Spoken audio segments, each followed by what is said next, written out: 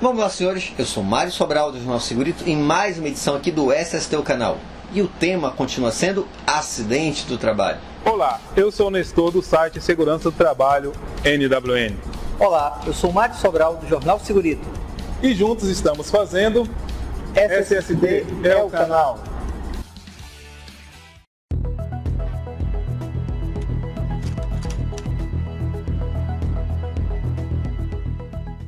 Em relação ao acidente de trabalho, uma coisa que a gente tem que tomar cuidado é saber quais são as verdadeiras causas de cada acidente. Me dá arrepio ao ler a análise que tem lá no final. Irresponsabilidade do trabalhador, falta de atenção do trabalhador. Em geral, isso até pode ter ocorrido, mas não é a causa principal. A gente precisa ter bastante zelo ao procurar a causa principal, ou as causas. Por quê? Porque aí eu evito futuros acidentes. Vamos ver um exemplo aqui. Eu preparei um exemplo para facilitar. Então, digamos que um trabalhador ele está numa oficina e nessa oficina tem alguém trabalhando com esmeril e o outro trabalhador está lá próximo e conversando com esse, que já está errado, né, porque já está tirando a atenção dele. E próximo tem uma lata com uma estopa que tem um pouco de gasolina, tá? Lógico, os esmeril vão sair faíscas, cai dentro da lata e começa um princípio de incêndio. O trabalhador, ao ver aquilo, se desespera, derruba a lata e tenta apagar aquele princípio de incêndio pisando. Nisso, o fogo pega nas calças dele e ele tem queimaduras nas pernas. Se for pensar de forma bem rasa, a gente vai dizer, culpa do trabalhador, leseira dele. Não, não é. A gente tem que tomar cuidado em relação a isso. Bora ver o que foi que aconteceu. Primeira coisa, para acontecer essa queimadura, houve o contato com as chamas. Por que houve o contato com as chamas? Primeiro, existia uma mistura inflamável ali próximo. Por que existia essa mistura inflamável? E tem que saber o motivo daquilo. E também orientar os trabalhadores que não pode ter um local onde tem faísca e tudo mais, material inflamável. Segunda coisa, por que não há na oficina ou em qualquer local da fábrica um local adequado, isolado, separado, preparado para utilizar o esmeril? Se houvesse, não ocorreria o princípio de incêndio. Mais uma, por que o trabalhador tentou apagar o fogo com os pés? Primeiro, porque foi uma situação instintiva, né? Mas também, nesse setor, o extintor estava bem distante. E talvez, a gente tenha que avaliar, estava mal dimensionado. Então, é preciso verificar isso também. E por que os companheiros do acidentado não tentaram apagar? Olha, primeiro o extintor estava longe, né? E segundo, eles pegaram o extintor, mas eles ficaram com receio de jogar o extintor sobre o colega de trabalho, achando que aquilo podia prejudicar, que tinha um produto químico ali, que tem realmente, mas aquilo podia trazer um problema pior ainda para o trabalhador. Percebe que foi falta de informação. Então, lógico, o trabalhador errou, mas errou às vezes por falta de conhecimento. Qual era a forma mais fácil de tratar desse incêndio? Tapando ou mesmo deixando lá? Porque ele normalmente iria se apagar com o tempo. Ao derrubar, ele aumentou o problema e tudo mais. Então percebe que parte do problema foi falta de orientação. Talvez dimensionamento, um local adequado para o esmeril. Percebe que tudo isso não é culpa diretamente do trabalhador. E se a gente resolve esse problema, não acontece mais. Se eu tenho um local adequado agora para trabalhar com esmeril, isso nunca mais irá acontecer. Agora, se eu coloco lá irresponsabilidade do trabalhador, falta de atenção do trabalhador e coloco como ação para resolver o problema, orientar o trabalhador em relação ao que ele fez, percebe que isso não irá resolver o problema? Então toma muito cuidado quando você coloca a culpa no trabalhador. Tá? Primeiro que geralmente não é culpa dele. Vocês podem até mandar exemplo para mim.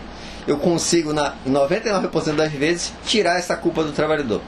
Só se ele é suicida, mas fora isso, é muito raro ele ser culpado exclusivamente. Ele tem a sua parcela de contribuição, mas a empresa contribui também. Então a gente precisa analisar muito bem isso. Espero que tenham gostado.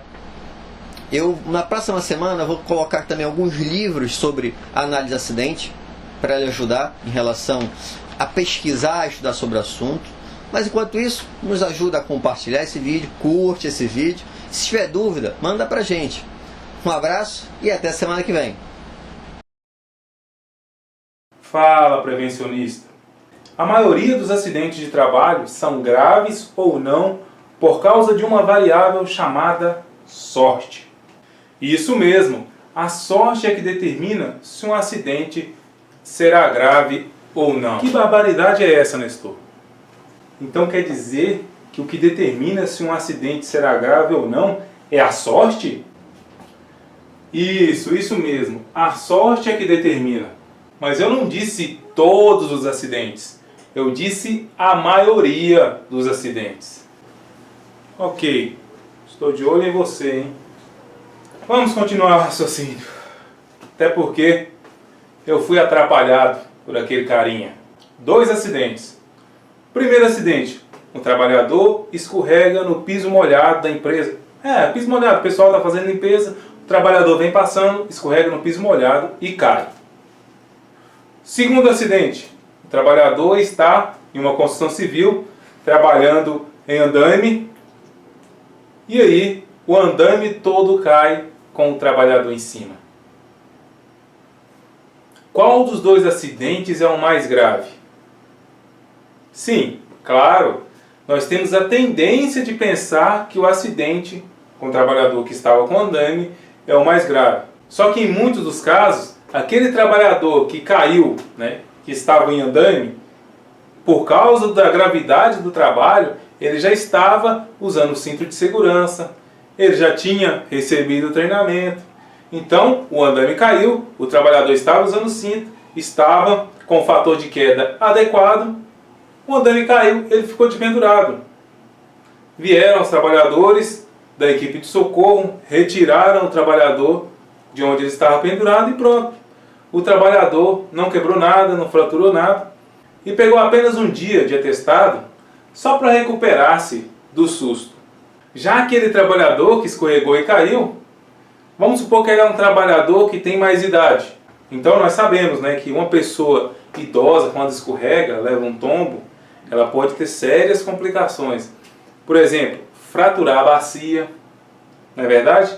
Tá, mas então vamos fazer diferente. Faz de conta que esse trabalhador não é um idoso. Ele é um trabalhador que é um trabalhador jovem. Mas ele escorregou, caiu e bateu a cabeça na parede. E agora? Qual dos 2 acidentes foi o mais grave? O trabalhador que ficou pendurado ou o trabalhador que bateu a cabeça na parede?